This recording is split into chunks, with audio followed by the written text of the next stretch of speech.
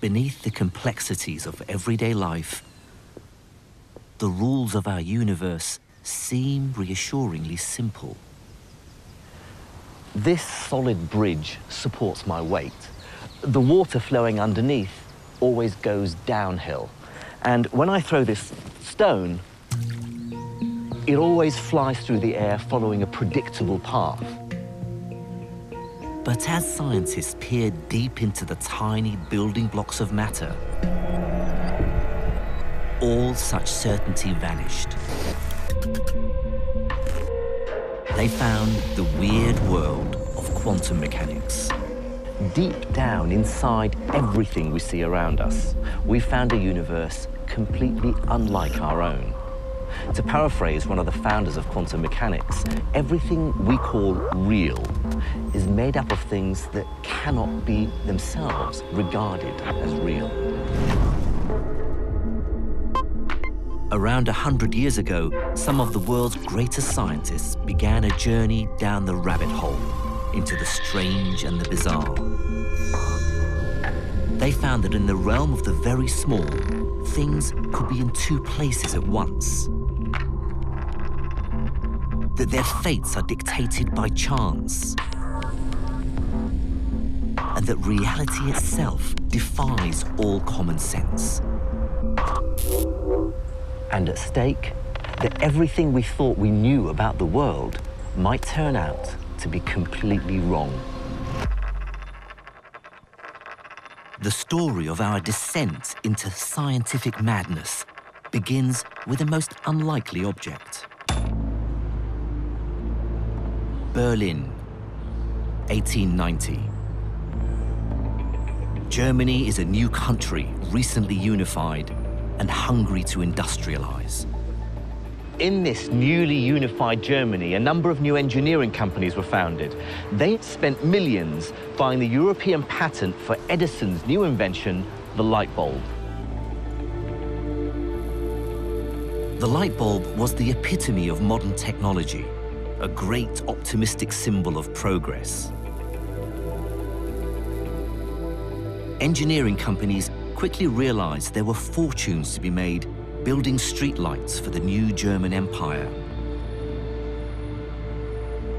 But what they didn't realize was that they would also unleash a scientific revolution. Strangely enough, this humble object is responsible for the birth of the most important theory in the whole of science, quantum mechanics, a theory that I've spent my life studying. And that's because back in 1900, the light bulb presented a rather strange problem. Engineers knew that if you heated the filament with electricity, it glowed. The physics that underpinned this, though, was completely unknown. But something as basic as the relationship between the temperature of the filament and the color of light it produces was still a complete mystery. A mystery they were obviously keen to solve. And with the help of the new German state, they saw how to steal a march on their competitors.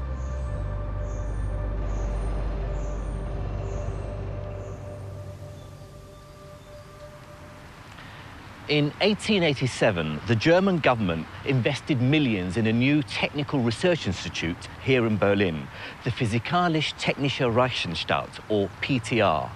Then, in 1900, they enlisted a bright, if somewhat straight-laced scientist to help work here. His name was Max Planck.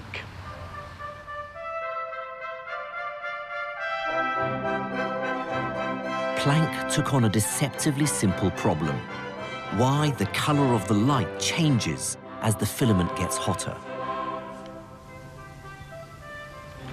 To get a sense of the puzzle facing Planck, I'm going to ride this bicycle with an old-fashioned lamp powered by an old-fashioned dynamo.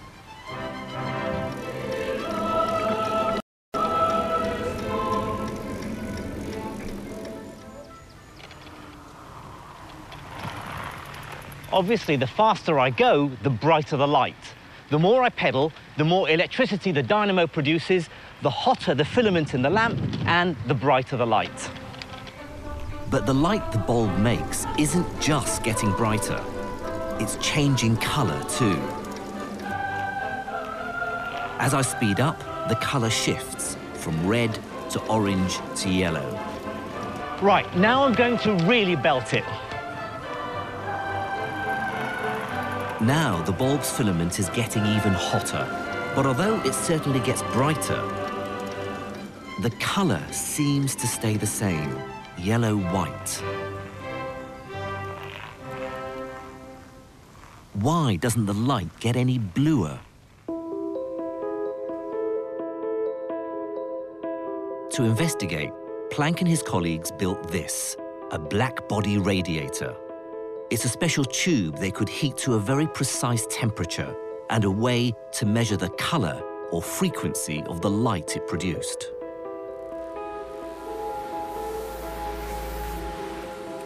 Nowadays, over 100 years later, the PTR still do exactly this kind of measurement, just much more accurately.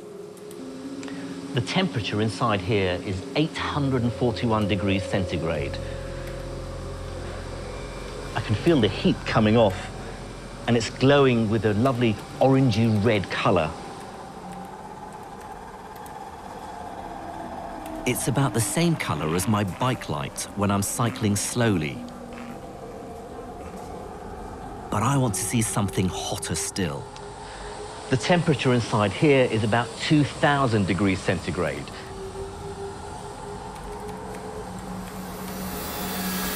And it's glowing with a much brighter, whiter colored light. To produce light of this intensity and color requires a power of about 40 kilowatts. Now, that's equivalent to about 400 Ms on a bike cycling very fast, or the combined output of the entire Tour de France.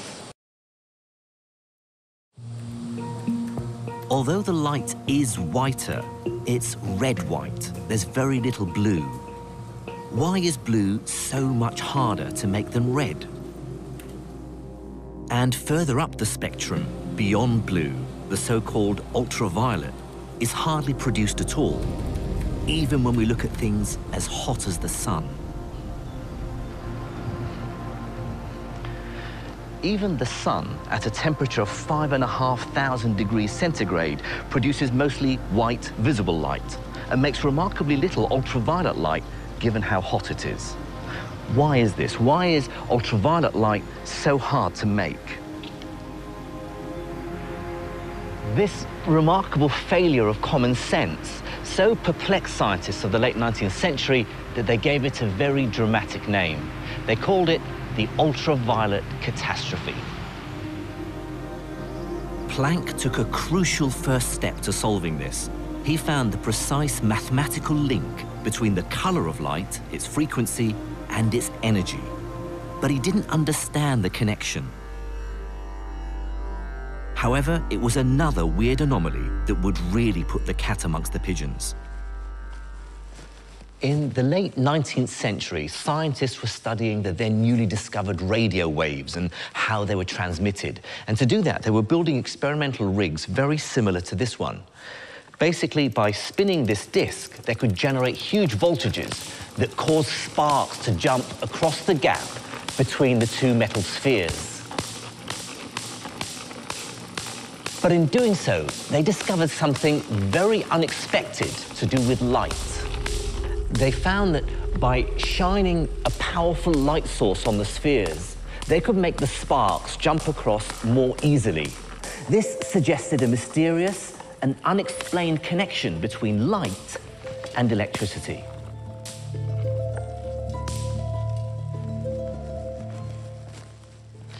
To understand what was happening, scientists used this. It's called a gold leaf electroscope. It's basically a more sensitive version of the spark gap apparatus. Now, first of all, I have to charge it up. What I'm doing is adding an excess of electrons that are pushing the two gold leaves apart. Now, first I take red light and shine it on the metal surface. and nothing happens. Even if I increase the brightness of the light, still the gold leaves aren't affected. Now I'll try this special blue light, rich in ultraviolet. Immediately, the gold leaves collapse.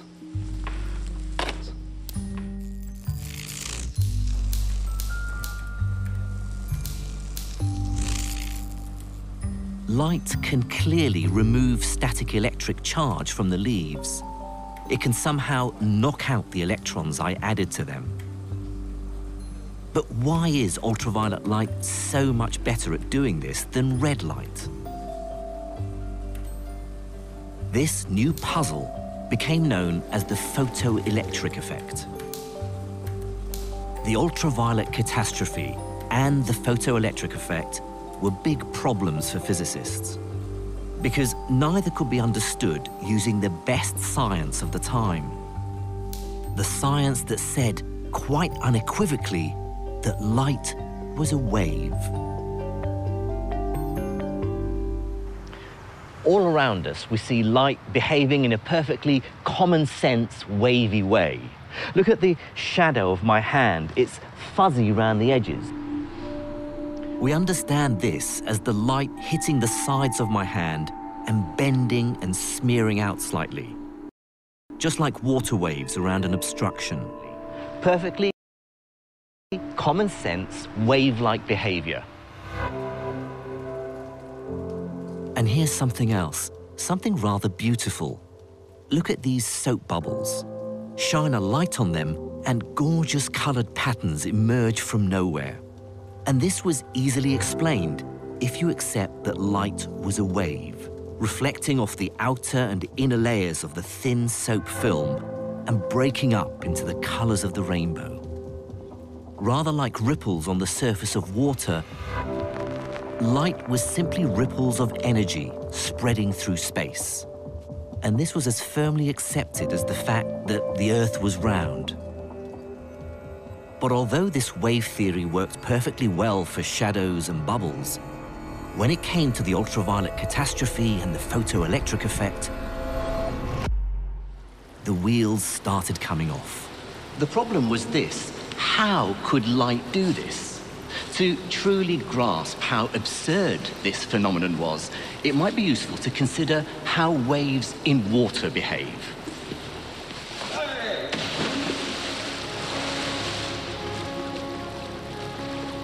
This is the wave tank at the RNLI's headquarters in Dorset. It's used to train lifeboat teams to deal with a range of different kinds of water waves. First, small waves, just 30 centimeters high. These waves don't have much energy, hardly enough energy to knock this top pan off the other. But when the waves grow to over 1.5 meters, it's a very different proposition.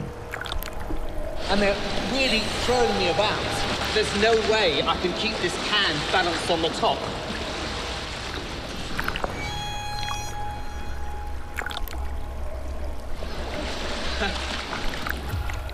It's clear what water waves are telling us. Bigger, more intense waves have more power.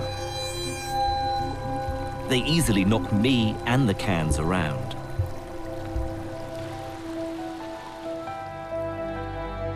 So if light was a wave, more intensity should knock out more electrons. But that's not what happened. Remember, no matter how intense the red light was, it still didn't budge electrons from the metal. But weirdly, weak ultraviolet worked within seconds. So thinking of light as a wave just wasn't adding up.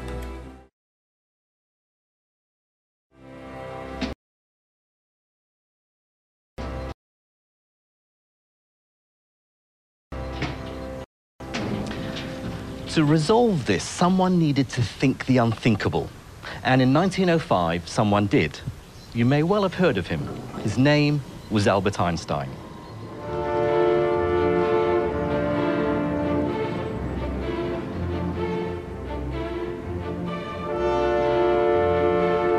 This is the Achenhold-Sternwarte Observatory in Berlin. Perched on top, is a strange, huge iron and steel construction. But it's not a gun.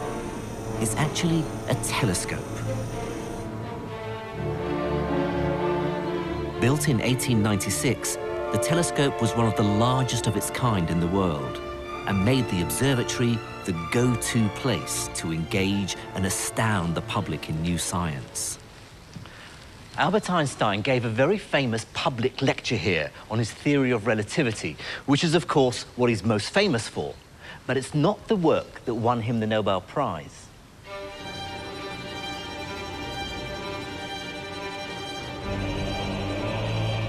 In 1905, he'd also come up with a new theory to explain the photoelectric effect.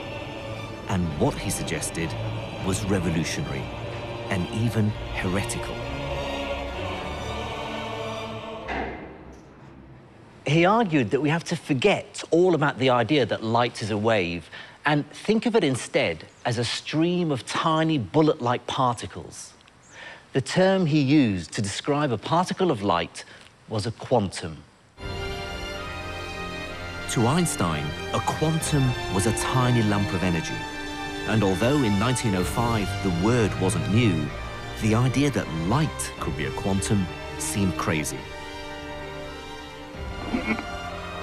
And yet, following Einstein's heretical line of thought to its logical conclusion, solved all the problems with light at a single stroke.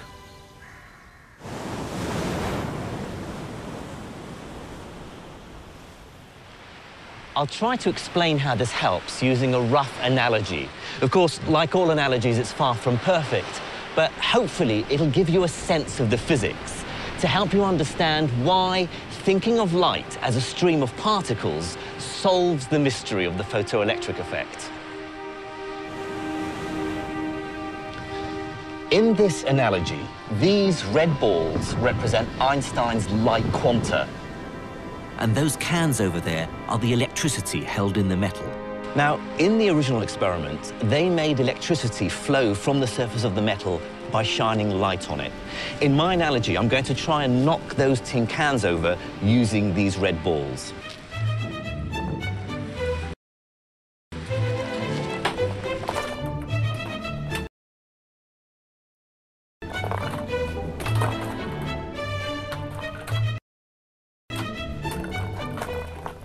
Absolutely no effect.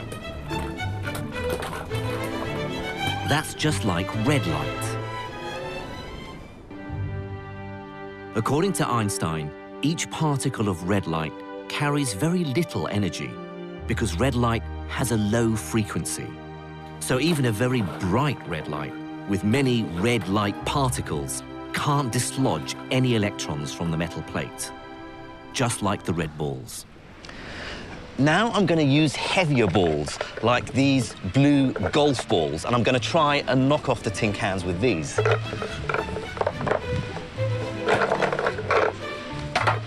They're like the ultraviolet light in the experiment.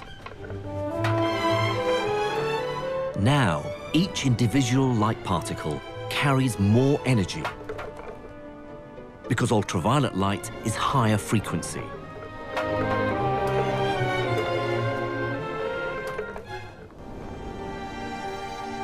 Just a few of them, like a dim ultraviolet light, are enough to knock the electrons out of the metal plate and collapse the gold leaf.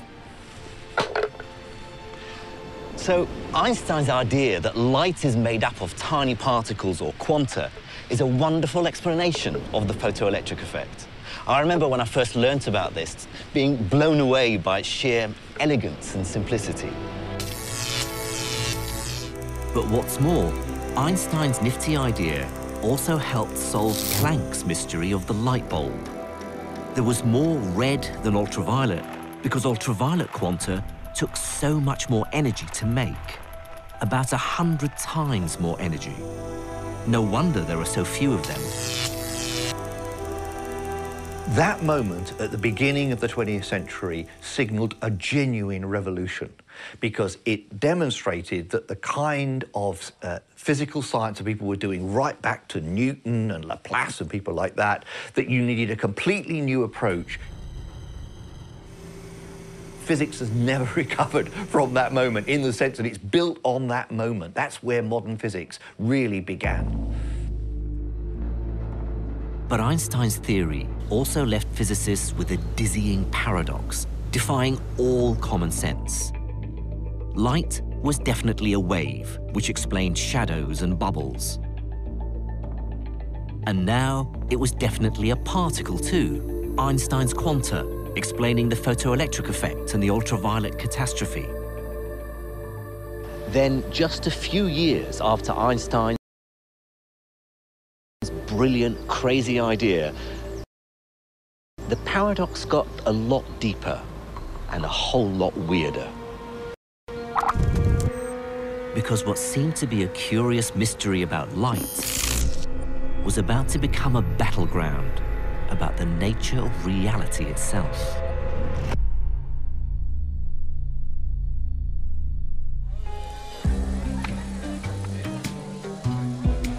(1922). The Western world is in the grip of a revolution, a cultural revolution. James Joyce's Ulysses is published. Stravinsky is at the height of his powers, and Chaplin has just released his first serious movie. The Ottoman Empire collapses. Europe is still recovering from the war to end all wars, in which millions of men lost their lives. Russia is newly communist. Meanwhile, America is exporting jazz to the world. Thank you.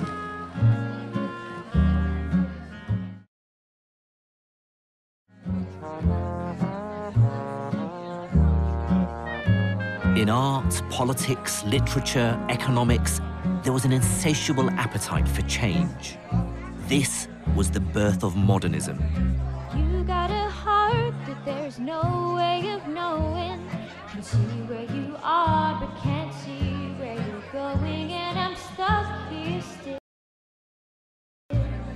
I'm tangled up with you.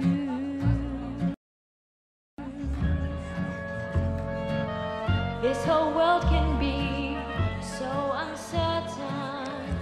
But, and I might get into trouble for saying this, I would argue that the upheaval that took place in physics at this time would eclipse them all and have far longer-lasting consequences.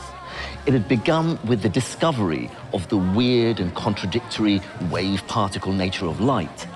It ended up as an epic battle fought between the greatest minds in science for the highest possible stakes, the nature of reality itself.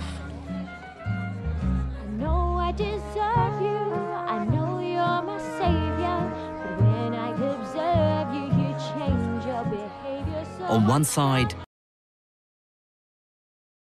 a new wave of modernist revolutionary scientists and their leader, the brilliant Danish physicist Niels Bohr. On the other side, the voice of reason, Albert Einstein, at the height of his powers and now world famous, a formidable adversary.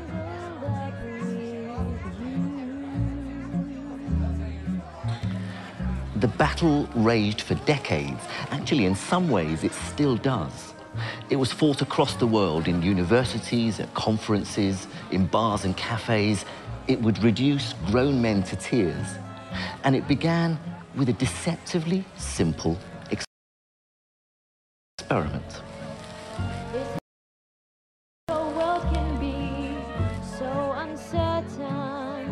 But weirdly, it was an experiment that wasn't even about light. It was about the particles that make electricity.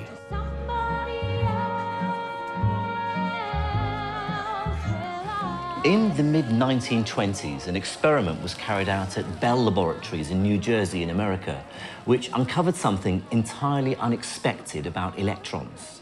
Now, at the time, it was accepted without question that electrons were these tiny lumps of matter, small but solid particles like miniature billiard balls. In the experiment, they fired a beam of electrons at a crystal and watched how they scattered. Now, that's entirely equivalent to taking a beam of electrons, say, from an electron gun, and firing it at a screen with two slits in it, so that the electrons pass through the slits and hit another screen at the back. What the Bell scientists found shocked the physics world to the core.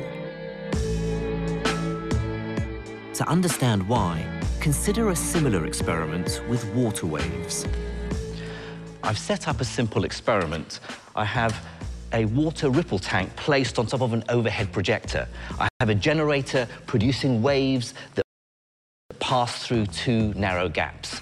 The projector beams the image of the waves onto the back wall.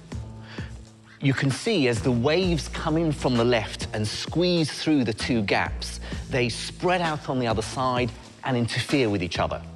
What this means is that when you get the crest from one wave meeting the crest from another, they add up to make a higher wave. But when the crest from one meets a trough, they cancel out. This gives rise to these characteristic lines leading to the signature wave pattern. Bands of light and dark.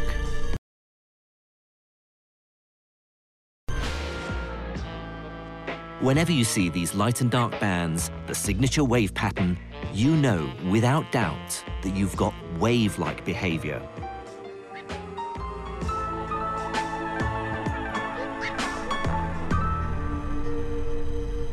So guess what they saw in New Jersey? Now it seemed that firing electrons, tiny solid particles, through the two gaps produced exactly the same kind of pattern, bands of light and dark. First, light, for a long time believed to be a wave, was found to sometimes behave like particles. And now electrons, for a long time believed to be particles, were behaving like waves. But it was actually stranger than that. The wave pattern wasn't merely some result of the entire beam of electrons. More recently, this experiment has been repeated in labs around the world by firing one electron at a time through the slits onto the screen. At first, each electron seems to land randomly on the screen. But gradually, a pattern forms.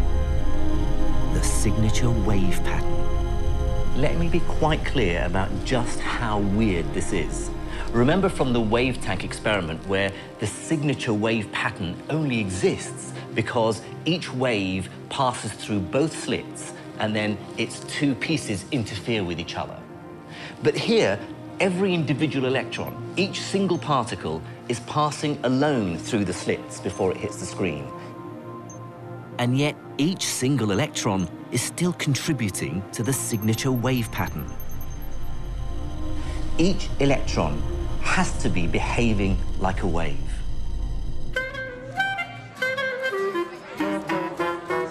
To explain this strange result, Niels Bohr and his colleagues created quantum mechanics, a crazy theory of light and matter that embraced contradiction and didn't care that it was almost impossible to understand.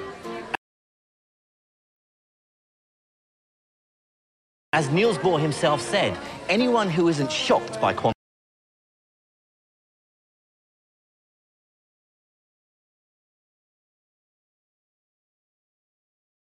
theory hasn't understood it.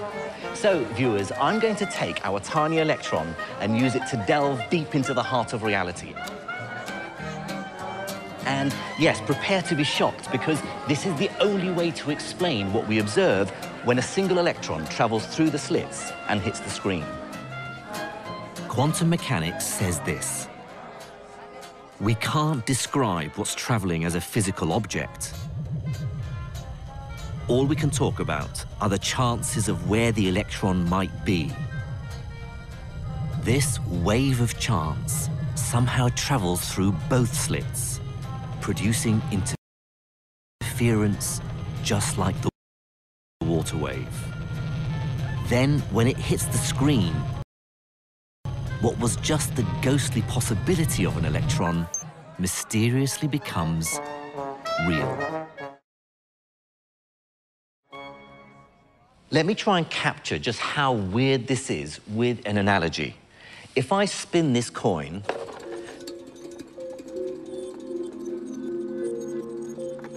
then all the time it's spinning, it's a blur. I can't tell if it's heads or tails. But if I stop it, I force it to decide, and it's heads. So before, it was sort of not heads or tails, but a mixture of both. But as soon as I've stopped it, I've forced it to make up its mind. This is what Bohr and his supporters claimed was happening with our electrons. In a sense, as it spins, the coin is both heads and tails.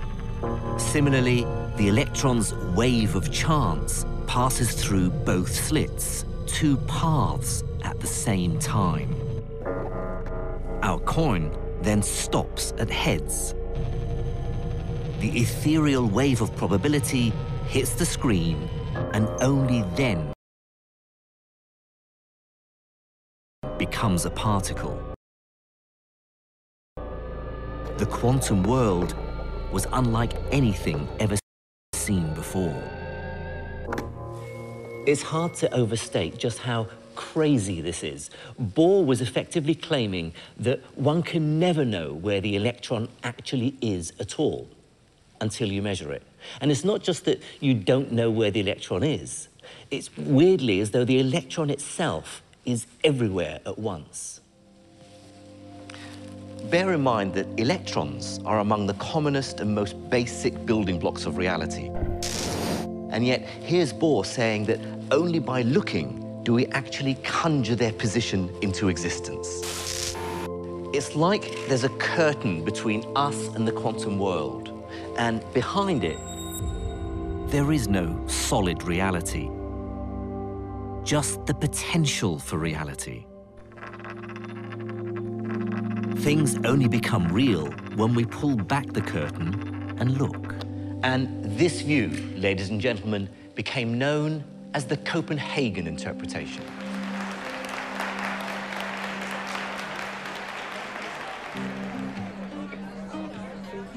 Persuasive as it might seem, many people couldn't stomach Niels Bohr's outlandish ideas, and they found a natural leader in the most powerful man in science. Albert Einstein hated this interpretation with every fiber of his being. He famously said, "Does the moon cease to exist when I don't look at it?" He was very unhappy because it gave limits to knowledge that he didn't think should be final. He thought there should be a better underlying theory. Over the next 10 years, Einstein and Bohr would argue passionately about whether quantum mechanics meant giving up on reality or not. Then, with two other scientists, Nathan Rosen and Boris Podolsky, Einstein thought they'd found a way to win the argument. He was convinced he'd found a fatal flaw in the Copenhagen interpretation, and its claim that reality was summoned into existence by the act of looking at it. At the heart of Einstein's argument was an aspect of quantum mechanics called entanglement. Now, entanglement is this special, incredibly close relationship between a pair of quantum particles whose fates are intertwined. For example, if they were created in the same event.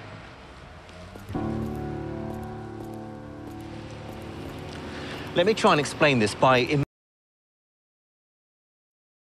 imagining the two particles are spinning coins.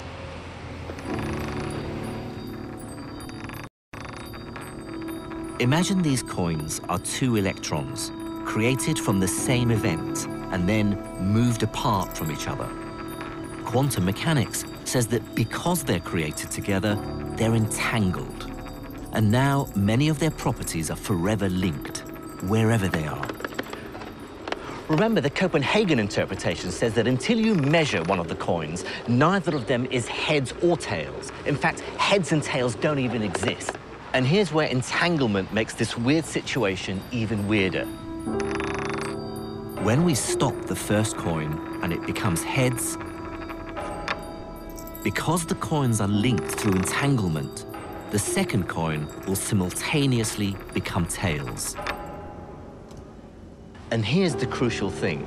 I can't predict what the outcome of my measurement will be only that they will always be opposite. Einstein seized on this because it meant that something was happening between the two coins that was almost too crazy to imagine. It's as if the two coins are secretly communicating instantaneously across space and time, even if the first coin was on Earth and the other was on Pluto. Einstein refused to believe this instantaneous, faster-than-light communication. His theory of relativity said that nothing could travel that fast, not even information. So how could one coin instantaneously know how the other would land? He disparagingly called it spooky action at a distance and claimed it was a fatal flaw in the Copenhagen interpretation. What's more, he had a better idea. Einstein believed there was a simpler interpretation, that somehow the destiny of the two coins, whether or not they ended up heads or tails, was already fixed long before we observed them. He said that although it seemed the coin was deciding to be, say, heads at the moment of observation, actually, that decision was taken long before. It was just hidden from us. In Einstein's mind, quantum particles were nothing like spinning coins. They were more like, say, a pair of gloves, left and right, separated into boxes. We don't know which box contains which glove until we open one. But when we do, and find, say, a right-handed glove, then immediately we know that the other box contains the left-handed glove. But crucially, this requires no spooky action at a distance. Neither glove has been altered by the act of observation. Both of them were either left or right-handed glove from the beginning, and the only thing that has changed is our knowledge. So, which is the true description of reality? Bohr's coins, which only become real when we look at them, and then magically communicate to each other? Or Einstein's gloves, which are hidden from us, but are definitely left or right from the beginning? In other words, is there an objective reality, as Einstein believed, or not, as Bohr maintained? In the late 1930s, as the world plunged into war, there was no way to answer this question. The battle to understand the nature of reality was deadlocked.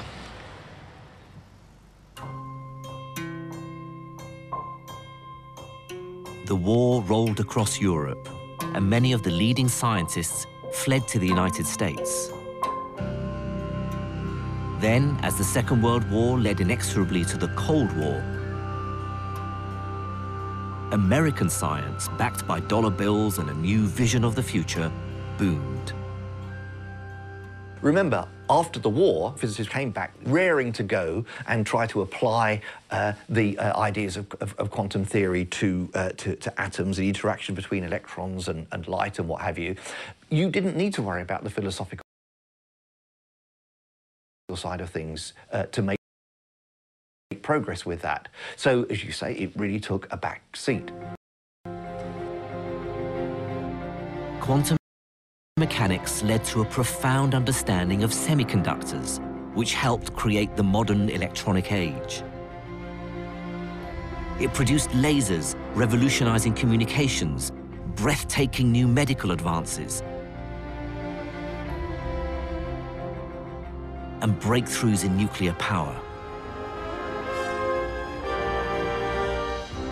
Quantum mechanics was so successful that most working physicists deliberately chose to ignore Einstein's objections. It simply didn't matter to them because it worked. They even coined a phrase for it: shut up and calculate. And the price for this success was that Bohr and Einstein's debate on the reality of the quantum world was simply brushed under the carpet. And amidst all this success and pragmatism, there were few who still worried what it all meant. But as the 50s rolled headlong into the 60s, one lone dissenter worked out how to settle the argument once and for all.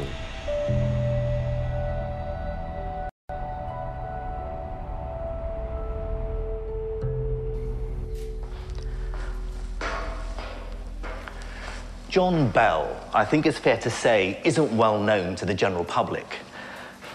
But to physicists like me, he's, well, a hero. He was an original thinker with real courage in his convictions, and the story of his rise to become one of the greats of physics is made even more remarkable when you consider how he started. He was born in Belfast in the 1920s into a poor working-class family. His father was a horse dealer, and they really struggled to get him into Queen's University, Belfast, to study physics. In fact, he was the only one in his family to even finish school. This, I believe, made him insatiably curious, fiery, and stubborn.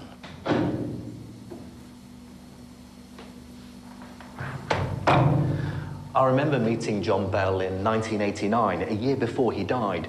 We were both at a conference in America, and we happened to be sharing a lift just after both attending a talk on quantum mechanics. Keen to say something to the great John Bell, I said I thought the speaker's conclusions were completely crazy. He stared at me with his piercing blue eyes, and for a moment I thought my fledgling physics career was going down the drain. But as the lift doors opened and he was about to leave, he said, "Yes, I completely agree with you. Haven't they heard of the helium problem?" To this day, I'm not quite sure what the helium problem is, but I was just so relieved that John Bell and I agreed.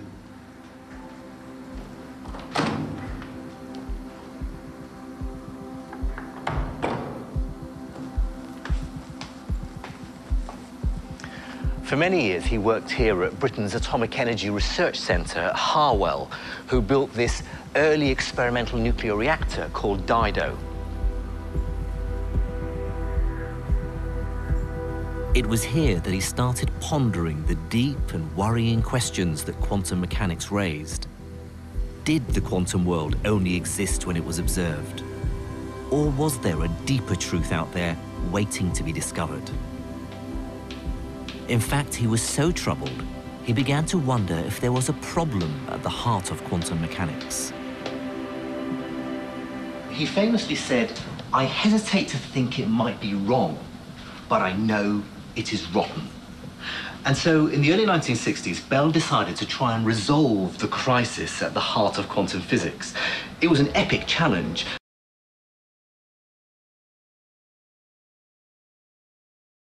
After all, how do you check if something is real, if something is or isn't there, all without looking?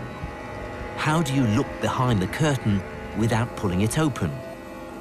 But John Bell came up with a brilliant way of doing exactly that. I think this is one of the most ingenious ideas in the whole of physics. It's certainly one of the most difficult to understand and explain. But I'm going to try and have a go, and yes, I'm afraid I'm going to use another analogy. This time, I'm going to play a game of cards, but it's one for the highest possible stakes, the nature of reality itself. The card game is against a mysterious quantum dealer. The cards he deals represent any subatomic particles, or even quanta of light, photons. And the game we'll play will ultimately tell us whether Einstein or Bohr was right. Now, the rules of the game are deceptively simple. The dealer is going to deal 2 cards face down. If they're the same color, I win. If they're different colors, I lose.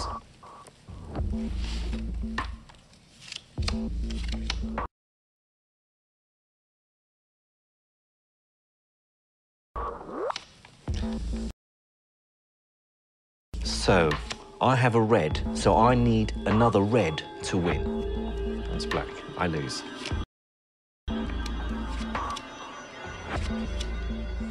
Again, opposite colours. I've lost both those.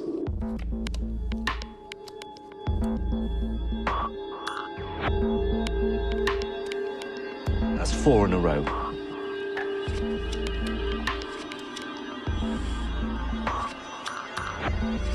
That's 6 pairs in a row that I've lost. OK, I think I know what the dealer's doing here. Clearly, the deck has been rigged in advance so that every pair come out as opposite colours. But there's a simple way to catch the dealer out. So what we can do now is change the rules of the game. This time, if they are the opposite colour, I win.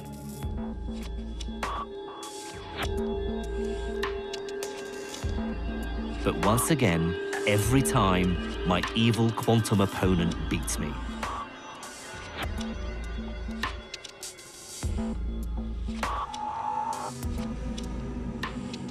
But again, I can see what the crafty dealer could have done. Maybe while I wasn't looking, he's switched the pack and rigged it so that it always lands in his favour. Now every pair is the same colour. Rigged decks, remember, were what Einstein thought was really happening in the entanglement experiment. He said that just like the gloves were already placed in the box, so the evil dealer stacked the cards before we played. But Niels Bohr's idea was very different. He said red and black don't even exist until you turn them over. Bell's genius was that he came up with a way of deciding once and for all who was right, Einstein or Bohr. This is how he did it. I'm now not going to tell the dealer which game I want to play, same colour wins or different colour wins, until after he's dealt the cards. Now, because he can never predict which rules I'm going to play by, he can never stack the deck correctly. Now, he can't win. Or can he? So now the rules are different wins.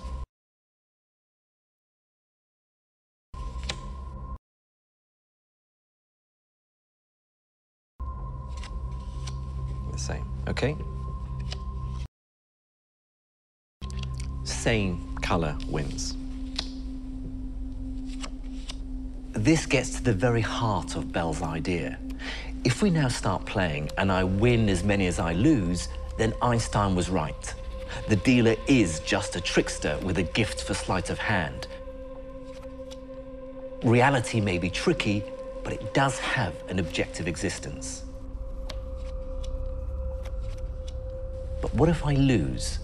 Well, then I'm forced to admit that there is no sensible explanation. Each card must be sending secret signals to the other across space and time in defiance of everything we know. I'm forced to accept that at the fundamental quantum level, reality is truly unknowable.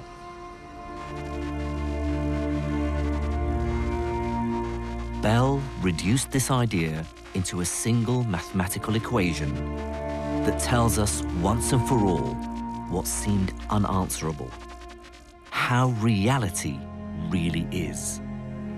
John Bell published his idea in 1964, and the extraordinary thing is, at the time, the entire physics community ignored him. Total radio silence.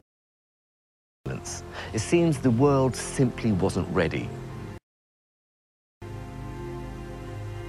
Perhaps it was because his equation seemed untestable, or just because nobody thought it was worth investigating. But that was about to change, and the change would come from a very unexpected place.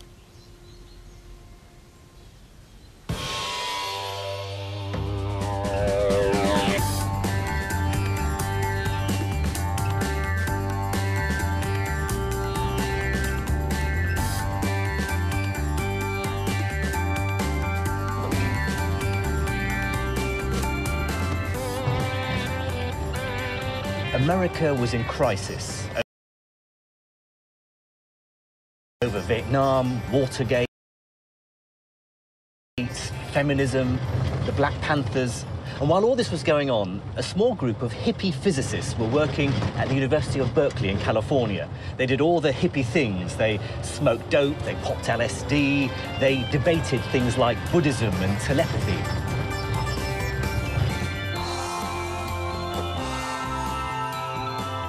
And they loved quantum mechanics. In its weird version of reality, they saw parallels with their own esoteric beliefs.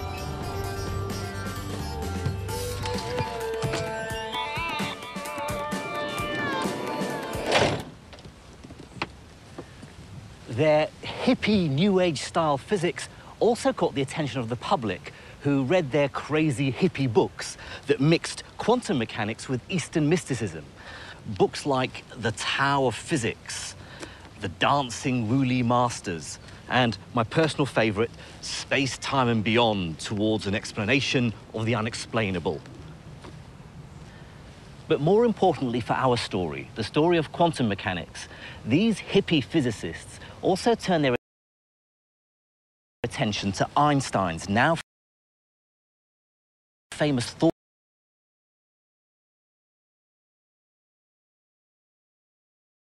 experiment and what it told us about the nature of reality. They saw Niels Bohr's secret signaling as proof that physics supported their own ideas. Because if two particles could spookily communicate across space, then ESP, telepathy, and clairvoyance were probably true as well. If only they could prove it really existed. Then, in 1972, they realized that with a bit of mathematical sleight of hand, they could take Bell's equation and experimentally test it. One of their group, John Clauser, borrowed some equipment from the lab he was working in and set up the first genuine and ultimate test of quantum mechanics. This is a picture of that first experiment, built of leftovers and stolen equipment.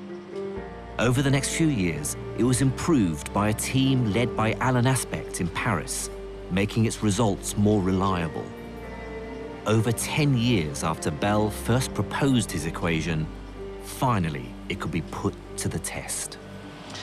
This is a modern version of the experiment first carried out by John Clauser and then Alan Aspect. Here, a crystal converts laser light into pairs of entangled light quanta, photons, making two very precise beams.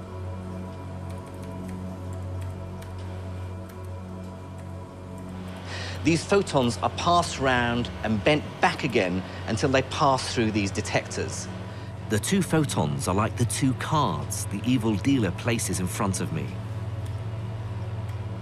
We'll measure a property of the photons called polarization, which is equivalent to the color of the playing cards in my game.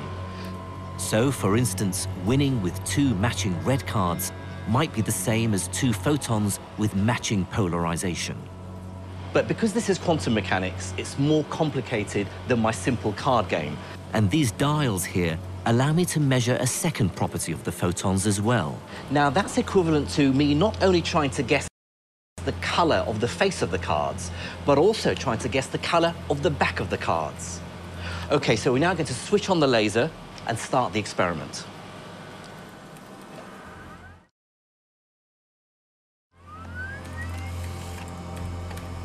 So this number here gives me the number of photon pairs coming through the experiment. That's equivalent to the pairs of cards in my game. The graph here dropping down gives me the probability that I can win, that I'm guessing right. The more photons, the more accurate it becomes. I'll stop at an uncertainty of about 1%. And the final answer is 0.56. So if I put that into my equation, I now need to run the experiment 3 more times, corresponding to the 4 different settings of these dials. Each run is now like a different set of rules for the quantum dealer. And when I add them up and get the answer, if it's less than 2, then Einstein was right. If it's greater than 2, then Bohr was right. Okay, so now for the second setting. Just remember what the experiment will show. If the numbers come out less than 2, then it's proof the dealer has been stacking the deck. This was Einstein's view. Okay, so the number I get this time is 0.82.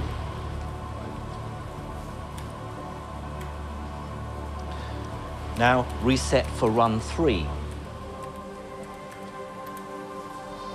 But if the result is greater than 2, then the deck cannot be stacked, and something else is at work. Okay, so the run 3 result is minus 0.59. And finally, run 4. This last number will finally reveal if the world follows common sense or something much more bizarre. Okay, so our final result is in, and it's 0.56. So if we turn the laser off, right, I better just work out the answer.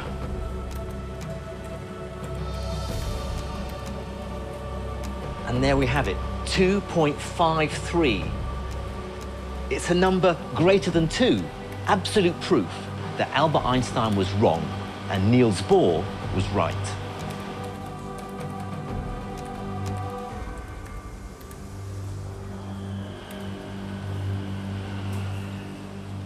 The significance of this result is simply enormous.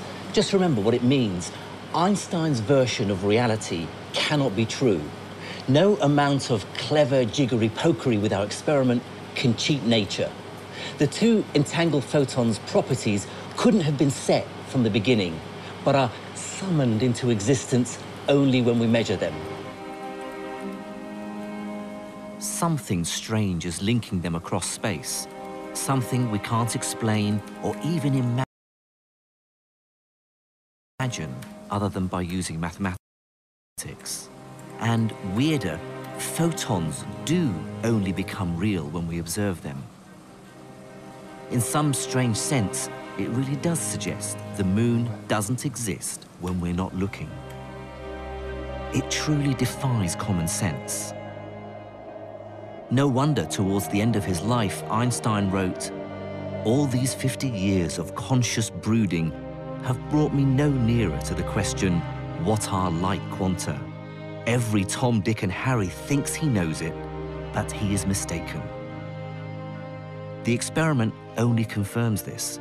Whatever is happening, we just don't understand it. But it doesn't mean we should stop looking. While it's true that Einstein's dream of finding a reasonable, common-sense explanation was shattered for good, my own personal view is that this doesn't necessarily banish physical reality. Like Einstein, I still believe there might be a more palatable explanation underlying the weird results of quantum mechanics. But one thing is clear. Whether there are physical, spooky connections, whether there are parallel universes, whether we bring reality into existence by looking, whatever the truth is, the weirdness of the quantum world won't go away. It'll rear its ugly head somewhere. 120 years ago, the greatest scientific revolution ever was brought about by a light bulb. And scientists are still using powerful light sources, like X-rays, to unlock nature's mysteries. This is the Diamond Light Source. It's Britain's single largest science facility. The X-rays produced here are 10 billion times more powerful than a hospital X-ray. With that sort of power, scientists can slice into matter and glimpse those quantum secrets inside.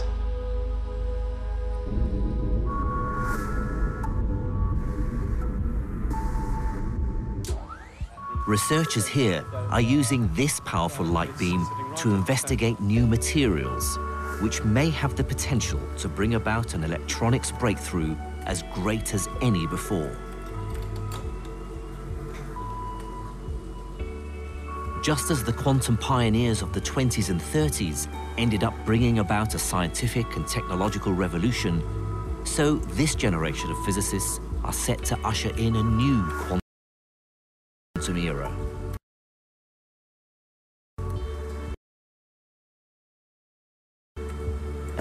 An era where Einstein's hated quantum entanglement now produces unbreakable computer security. New kinds of communication systems, super-fast computers, and other advances we can't yet even imagine.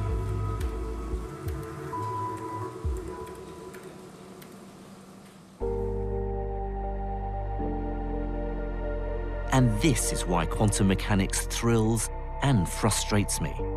It's capricious, it's counterintuitive, it even sometimes feels just plain wrong. And yet, it still surprises us every day. And I, for one, believe that our knowledge of the quantum world is still far from complete, that there are greater truths about nature yet to be discovered. And that's still what keeps me awake at night.